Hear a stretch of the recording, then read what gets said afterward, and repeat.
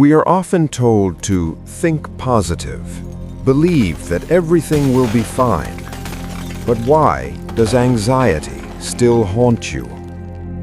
Naive positive thinking is like building a castle on sand and hoping the storm never comes. That is not optimism. That is avoidance. And when the disaster finally strikes, a loss, a failure, a goodbye, you shatter completely because you were never prepared for it. Surprise is the sharpest blade of pain. Seneca once said, "What is unforeseen strikes us with the greatest force." But what if you could disarm fate? What if you could look the monster in the eye before it even attacks? Welcome to the still mind, a small rest stop for your soul. Today, we will learn the art of Premeditatio Malorum, the premeditation of evils, not to be afraid, but to become invincible. Chapter 1. A Vaccine for the Soul. Imagine your mind is a body. If you keep it in a sterile environment for too long, even a tiny bacteria can kill it. Negative visualization is a vaccine. You introduce a small amount of the virus, a bad scenario, into your mind to create mental antibodies. Firefighters are not pessimists when they drill for a fire. They are preparing, so that when the real fire burns, they do not panic, they act.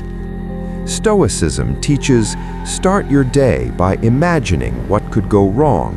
The car breaks down, it rains, you get yelled at. When you have already seen it in your head, it loses the element of surprise. When it actually happens, you say, "Ah, I have been expecting you." Peace does not come from everything going smoothly. Peace comes from knowing that you can handle the chaos. Do not confuse worry with preparation. Worry is paralyzing fear. Preparation is rational action. Chapter 2. Awakening Gratitude. Why do we often get bored with what we have? Psychology calls it hedonic adaptation. We take our blessings for granted. How do you fall in love with your life again? Imagine you lost it all. Close your eyes. Imagine you lost your sight. Imagine your house burned down.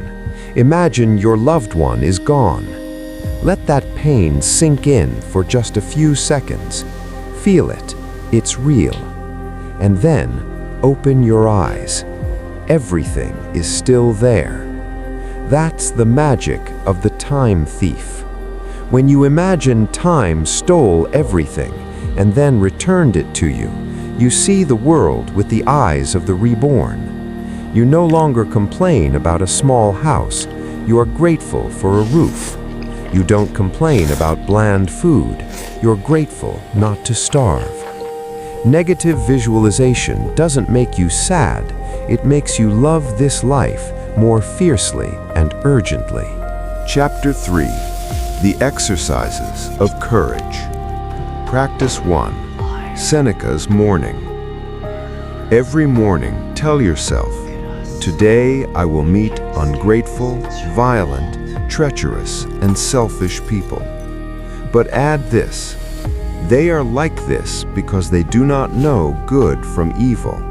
But I know the beauty of the good. They cannot harm my soul." Practice 2. The Last Look. Every time you kiss a loved one goodbye, think that this might be the very last time. This thought is not morbid. It ensures you kiss them not out of habit, but with your entire love. No regrets. Practice 3. Practicing poverty.